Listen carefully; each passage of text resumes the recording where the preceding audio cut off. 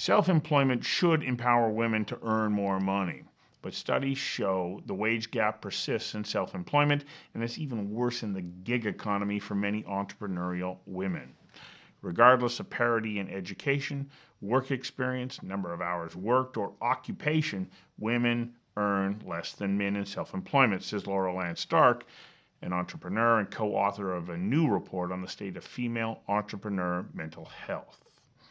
Key to understanding reasons why women face unique challenges lies in their motivation to start a business. For women, many, if not most, have to start a business because they have few employment choices. Women tend to be entrepreneurs of necessity, which means they were victims of a system that didn't compensate them appropriately, didn't promote them. Their work-life balance was, well, off balance, or they were harassed, to name but a few of the reasons for going out on their own. The good news is that research shows women are uniquely suited to entrepreneurship. They're adept at understanding the needs of others, which is essential in the development of strong client relationships. As well, Stark says their potential is enormous given their ability to succeed and exceed the profitability of many companies created by men despite the crippling barriers they face. One such barrier is access to capital. Stark says the harsh reality is women simply do not have the same access as men do to financing. Now, while launching an enterprise ought to provide protective factors for women such as an increased control over work schedules and a better work-life balance, it does not alleviate the concerns that motivated women to start a business in the first place. Stark says her research shows self-employment does not provide relief from gender bias, the gender pay gap, workplace harassment, or the other stressors unique to women. Add it all up, and female entrepreneurs burn out more frequently and are significantly more likely to encounter mental health challenges than their male counterparts. I invited entrepreneur Laurel Ann Stark to join me for a conversation that matters about empowering female entrepreneurs with the resources needed to support a vital sector of our economy. Conversations That Matter is a partner program of the Centre for Dialogue at Simon Fraser University. The production of this program is made possible thanks to the following and viewers like you. Please become a patron at conversationsthatmatter.tv. Laurel Ann Stark, thank you for joining me here on this conversation about the unique challenges that female entrepreneurs face, that they're different than their male counterparts. I was quite surprised in your study to see the reasons why women start businesses, and they're quite different than men. They do so out of necessity. And why is it important that we understand that there is this difference? Not one just necessarily sees opportunity, but saying, I have to do this. The reason it's important to understand that female entrepreneurs tend to start businesses out of necessity more often is because multiple studies show that starting a business out of necessity generally indicates that you're going to have a lower mental health and well-being index. Obviously, there's less choice involved. And typically, the women who are starting businesses out of necessity are doing so because of lack of state-sponsored childcare. They are still, here we are in 2020, and both in Canada and the States, regardless of who is the breadwinner in the household, women are still doing the bulk of domestic labor. That includes childcare and elder care. So a lack of a state-sponsored childcare means that women are trying to juggle home life and work life, and that can be very, very difficult if your job doesn't allow that flexibility. So the domestic burden is one component. Another one shows that 50% of women experience harassment in the workplace. So we have the domestic burden, we have harassment, we have the fact that most women still experience gender bias with respect to getting promoted, with respect to gender pay gap, et cetera. So all around, the self-employment is an attempt to escape systemic bias and a system and an economy that simply does not work for women.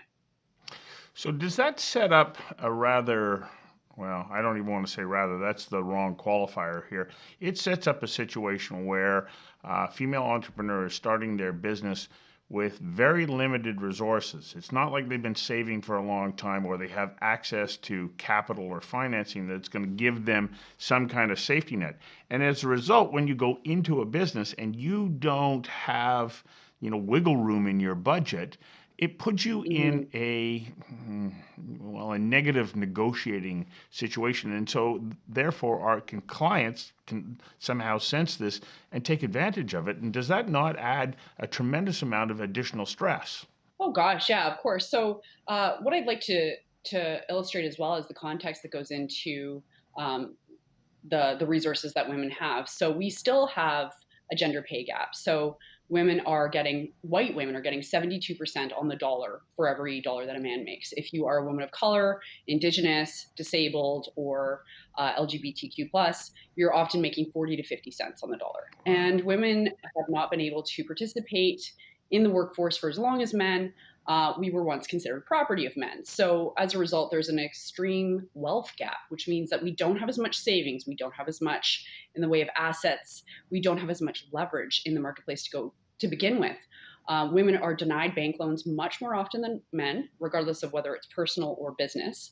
And in the US last year, we only received less than 5% of venture capital investment. That's 5%. So what ends up happening is over 80% of self-employed women are financing their businesses on their credit cards or on their lines of credit, which of course has much higher interest rates and can put you in a more precarious financial position. And then in terms of the clients being able to sort of sniff out that sort of risky situation, women have a tricky situation with respect to being self-employed because we have basically a double bind where society expects us to, and we are socialized to be feminine and accommodating and caring, which directly contradicts the requirement for success in business, which is to be decisive and commanding and assertive. Women they are forced, as you say, by necessity in great numbers to have to put themselves into this position.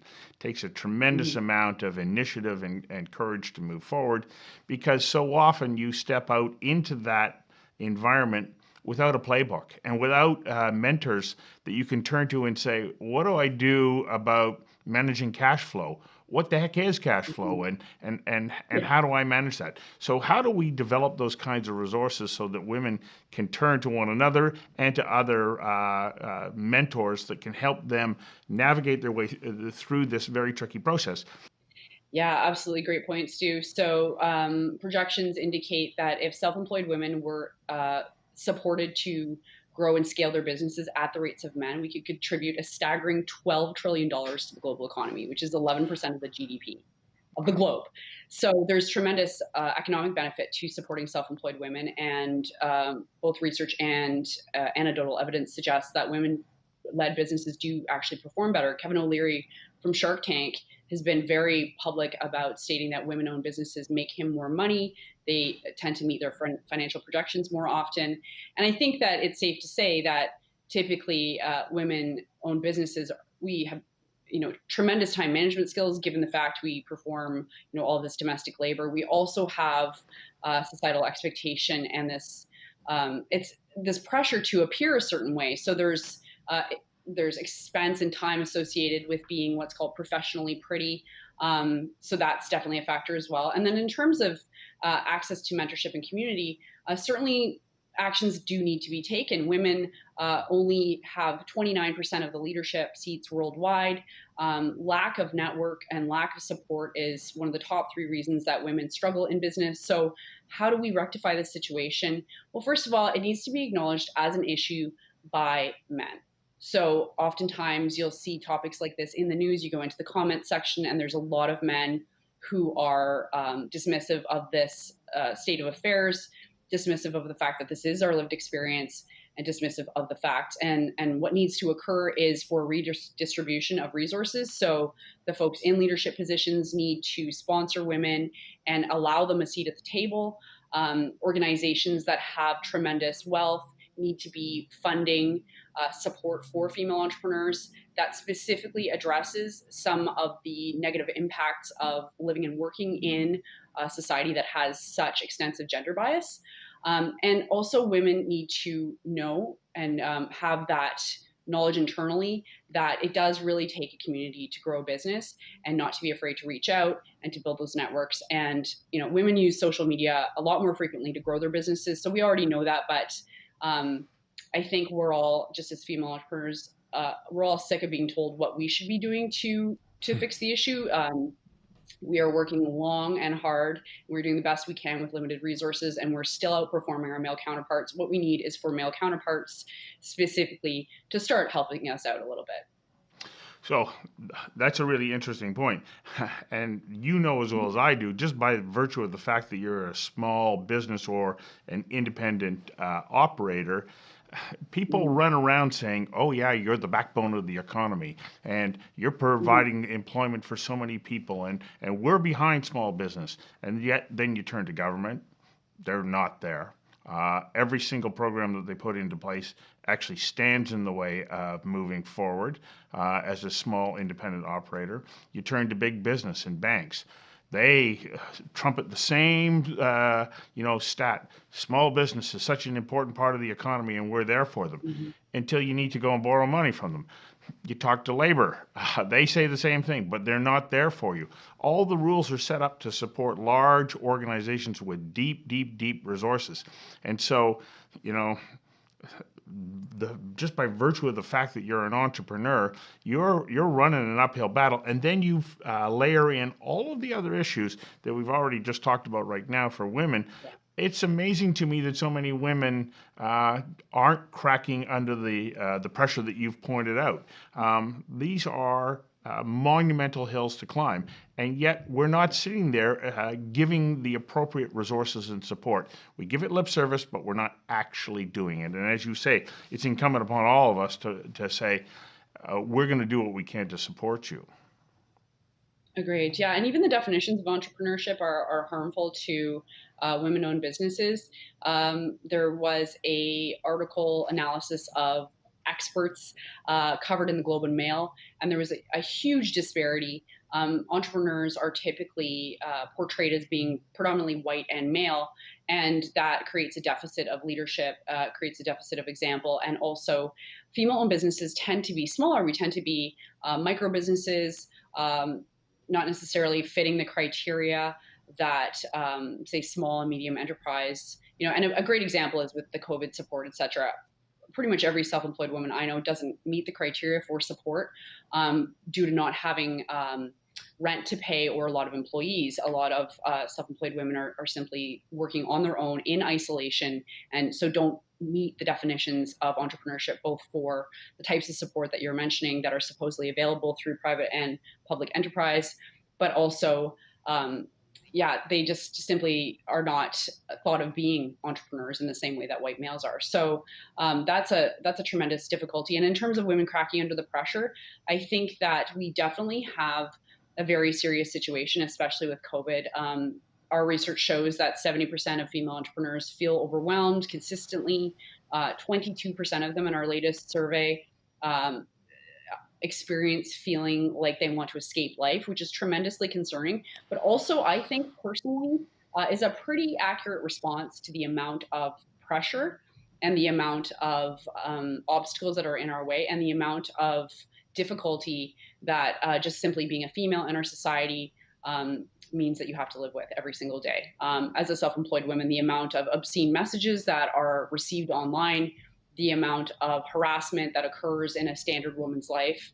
The United Nations says that 70% of women are going to experience violence in their life. And that's an obstacle that's all too real for many, many self-employed women. And help for the mental and emotional impacts of living in a society where violence and harassment towards women is normalized, that needs to be part of the support for self-employed women, because just because nobody likes talking about it doesn't mean that it's not happening. What are some of the concrete steps that can be taken that anybody who's watching this that says, I can make a contribution to help change this environment that's going to help to support entrepreneurial women? Because as you pointed out, the economic contribution to the global economy is tremendous. So, what are a few things that we can do? Great. Oh, I'm so glad you asked too. Okay, so first of all, if you're a male watching this, the first thing that you can do is you can call out your peers, your male peers, any sort of locker room talk, any sort of objectification of women, any sort of trivializing of physical or online harassment of women, any demeaning terms, misogynistic terms. calling out your friends and coworkers and saying, that's just not appropriate. That would be a great step. Women simply aren't listened to when we attempt to assert those things. So that would be certainly beneficial. Again, if you're male watching this and you know self-employed women, buy from them, promote their businesses, refer them, send clients their way, make introductions, proactively support those women. If you are a self-employed woman watching this, I definitely want to normalize your lived experience. It is actually this hard. It's not just you. And I would encourage you to reach out to your other self-employed women and have a virtual coffee or something like that. I think for any organizations that purport to support entrepreneurial women, rolling out a mental health and wellness program in addition to assistance with the more tactical and logistical supports like a business plan and a cash flow plan, and actually talking about how experiencing trauma can negatively affect your ability to sell, for example. Those types of things would be tremendously beneficial. I think government organizations need to really honestly cut the red tape and start proactively reaching out to self-employed women that have recently registered businesses, give them a phone call, ask how you can help, and actually deliver. Because as a self-employed woman trying to navigate and go through the hoops that are present for any sort of assistance through public or private enterprise is frankly a waste of time and has not produced any results for me personally. And I've been self-employed for 17 years and I haven't had any help from any sort of organization simply because it doesn't seem to be accessible, although they purport that it is. What's the most important thing that you would say to somebody who is now looking at the daunting task of having to be self-employed that will help them get through that first year? One really critical piece that has been underpublicized and not a lot of people are aware of is the link between mental health concerns and entrepreneurship. A study came out of the University of Berkeley and San Francisco in 2015 that indicated that entrepreneurs experience mental health concerns at a rate 3 times the global average. So simply by becoming self-employed, you expose yourself to extremely high risks for depression, anxiety, substance use and misuse disorder, suicidal ideation, mania, manic behavior, etc. So the one thing that I would say that's critically important is you're no good to anyone if you're 6 feet underground, and to take really good care of your mental health, and whether that looks like ensuring that you're not working at home all the time, making sure that you're changing into business clothes, that you have social contact, that you are exercising and eating regularly and sleeping regularly, because the prevailing culture of entrepreneurship, that it is a culture of bravado. It is a culture that sacrifices the health and well-being of the entrepreneur for the performance of the business, where expressing your needs and any sort of weakness is very difficult and frowned upon. And consequently, we have lots of famous entrepreneurs that have killed themselves, and the pressure is enormous and the risks are real. And it's critically important to take care of your mental health, especially now in the global pandemic when people are already feeling isolated. Their income is already decreased. I think you are absolutely right that this focus on your own state of mind is fundamentally important, and that it's something that you need to carve out. I know that when I was building my business, I didn't do it, and oh my gosh, the consequences of working through that were physical, mental, emotional, relationship, and I didn't face some of the challenges that we've highlighted today. So first of all, I think that we have to really applaud those women who persevere and succeed, but also recognize that any woman that any of us knows who's out there being self-employed or on their own needs our support. Absolutely. Yeah, absolutely. And just because we make it look just because we carry it well doesn't mean we can definitely use some help. Absolutely. And then in terms of just the mental health journey and things like that, yeah, like a lot of us are in isolation and we're struggling with, swinging between complete, thoughts of failure and fear and imposter syndrome, and then, thinking, okay, I can do this, etc. And a lot of folks use substances to cope, and that can be problematic. So certainly don't go it alone. Find someone you can talk to and tell the truth to, and take good care of yourself. And also know that you're not alone. Most people do struggle with their mental health a lot more than we talk about, certainly on social media, etc. Well, I think the other thing to remember is that if you're doing this and you're still there, you're extraordinarily strong because you overcome all of those things. And your knees may buckle a little every now and then, but you are fighting your way through this, and that is a testament to your own inner strength. And so let's appreciate that. You know, I believe that the effort is appreciating and embracing that effort and supporting people who try is more important than celebrating those people who are, so-called big successes. It's the individual efforts of all of us that make for a really robust and wonderful society. And so let's support that, because when we do, everybody wins. Absolutely. And in our report, The State of Mental Health of Entrepreneurial Women, we discovered that entrepreneurial women do have, they experience, increasingly high risks and obstacles to both wellness and success in business. And the report, we surveyed over 250 independent studies to gather all the data about what the risks are.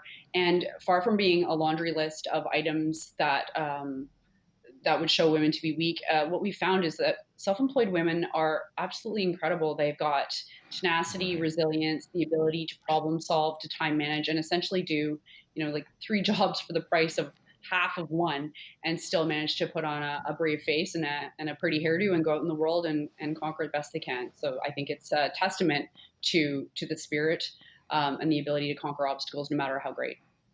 Okay, now to wrap up, I know that you are putting together resources that can be available to women entrepreneurs. How can they find you so that they can have access to this resource? I'm the founder, rather, of an organization called Resurgo, that's spelled Resurgo, which is rise in Latin. And we just created the very first study that's ever been done on the mental health risks to female entrepreneurs. It's, again, 250 independent studies that have been analyzed, as well as we've done our own independent research. And anyone can get a copy of that at resurgo.co. Thank you for putting that resource together.